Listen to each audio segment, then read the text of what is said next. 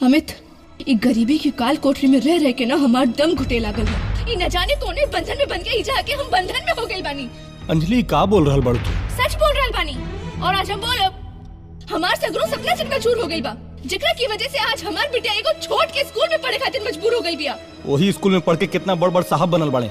और तू एगो छोट के लेखपाल, जेकरा की वजह से आज हमार बिटिया के भविष्य चौपट हो रही बिया। और हम एजा तोहर माई बाप बहन के सेवा करके पागल हो गइल बानी। हम एजा नौकरानी हो गइल बानी हम। अरे हमार जिंदगी के कोनो वजूदे नहीं खे, कुछ फुर्सत के पले नहीं खे। हमार जिंदगी राख हो गइल बा। 8 साल से तुम्हारी लबरी बात के झांसा में आके अब हम अपन सपना राख कर देले बानी, अपन जिंदगी बर्बाद कर देले बानी।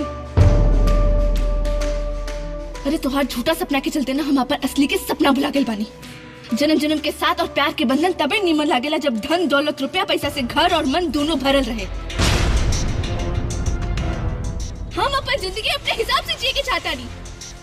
ये घर की बेड़ी में बंध के नहीं खे, आजाद होके के चाहता नहीं हम। तो जा अपन जिंदगी अपने मन से जीला। अपन जिंदगी अपना मर्जी से जिए खातिर आजाद बढ़ तू।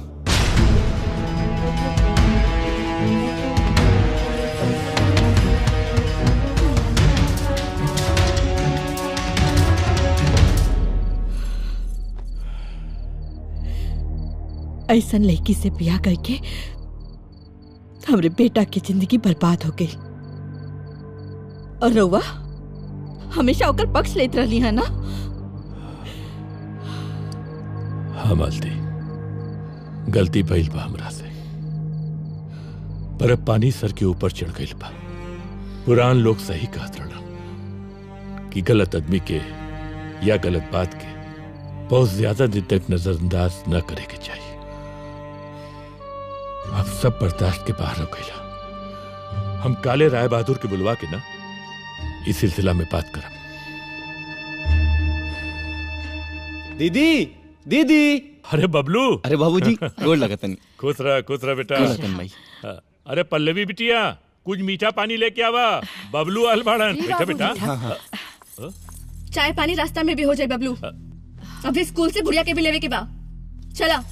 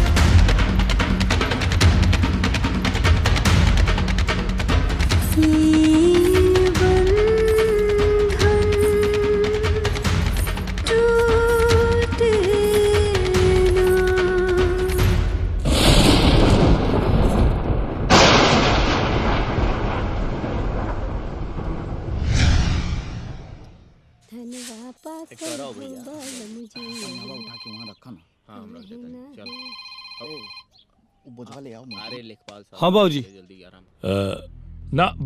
ई बतावे के रहल ना कि बहू अपने भाई के साथ एकाएक सामान लेके चल गई।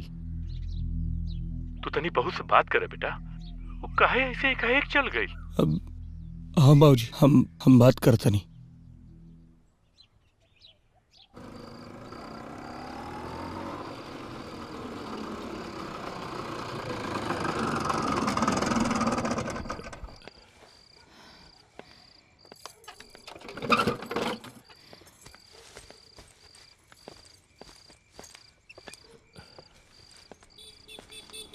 बाबूजी अभी हम अंजलि के घर से ही आवत नहीं।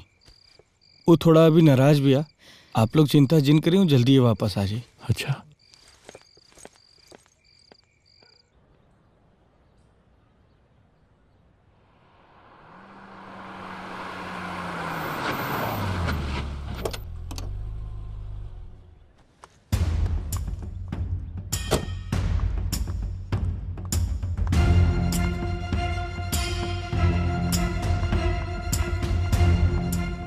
Mister Amit, mister Amit.